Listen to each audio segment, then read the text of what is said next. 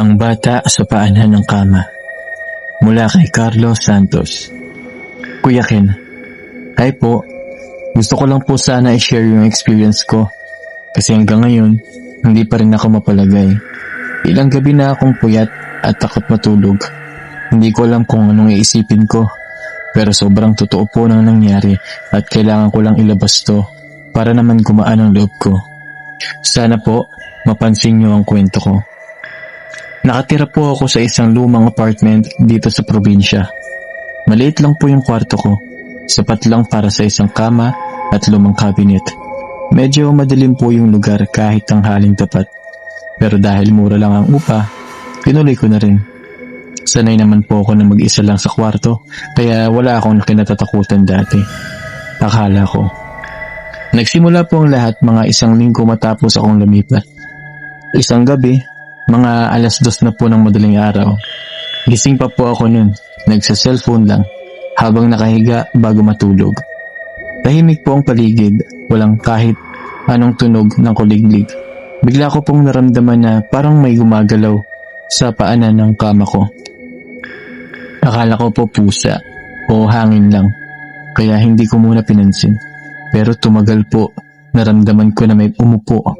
Ramdam ko po yung bigat sa dulo ng higaan ko. Parang may mabigat na bagay na nakapatong. Dahan-dahan po akong tumingin sa paanan at doon ko nakita. Kuya Ken, nanigas ang buong katawan ko sa takot. May batang lalaki po, nakaupo, nakatalikod sa akin at nakayuko. Naka-blue shirt po siya at shorts na medyo luma na. Ang liit po niya para mga 5 o 6 years old lang. Hindi ko po alam kung paano siya nakapasok kasi nakalak yung pinto at bintana at wala namang ibang daanan papasok. Natulala po ako. Hindi ko magalaw ang katawan ko o hindi man lang din ako makasigaw. Parang may pumipigil sa katawan ko at ayaw sumunod ng utak ko. Tinititigan ko lang siya sa likod. Tapos, dahan-dahan siyang gumalaw. Hindi siya tumayo. Kumapang siya paakyat sa kama ko.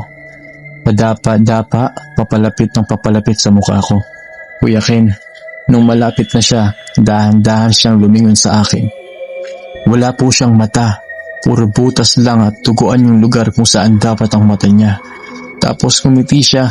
Sobrang laki ng ngiti niya hanggang tenga at kulay pula yung labi niya. At bumulong siya ng sobrang lapit sa tenga ko. Garalgal at parang basag ang boses. Kalaro tayo. Huwag ka na umiyak. Dito ka na lang sa kasama ko. Doon na po ako nawalan ng malay. Hindi ko na alam ang nangyari. Pagkagising ko kinabukasan, nasa sahig po ako malapit sa pinto at bukas yung ilaw kahit sigurado kong pinatay ko yun bago ako pumikit. Nanlambot po ako at nagsuka nung maalala ko yung nangyari. Hindi ako makakain buong araw. Nagtanong po ako agad sa mga may-ari ng apartment at sa mga kapitbahay tungkol sa kwartong yun. Doon ko nalaman ang nakakagimbal na katotohanan. Sabi nila, dati raw may bata dito na namatay doon mismo sa kwartong yun. Binugbog daw ito ng matindi ng sarili niyang mga magulang hanggang sa matanggal o masugatan ang mga mata niya. At simula noon, madalas daw itong makita at marinig na naghahanap ng kalaro. Umalis po ako agad kinabukasan, Kuya Ken. Hindi ko kinaya manatili kahit isang gabi pa. Pero ang mas nakakatakot, kahit nasa bagong tirahan na ako ngayon, ligtas at malayo doon. Tuwing gabi, papikit na ako. Naririnig ko pa rin yung bulong niya at ramdam ko yung bigat sa paanan ng kama. Nandoon pa rin, parang sinundan niya lang ako. Yan ang kwento na ipinadala ni Carlos Santos na nakakapanindig balahibo isipin na habang akala mo ligtas ka sa sarili mong kwarto, may iba palang nakatira doon na hindi mo nakikita at ang pinaka-kinatatakutan, yung ideya na pwede ka nilang sundan kahit saan ka man pumunta. Kung ikaw ang nasa sitwasyon niya, kaya mo bang manatili o aalis ka na agad?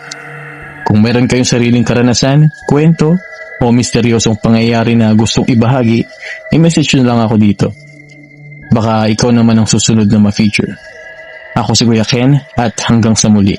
Ingat kayo palagi, lalo na kapag mag-isa lang kayo sa inyong mga kwarto.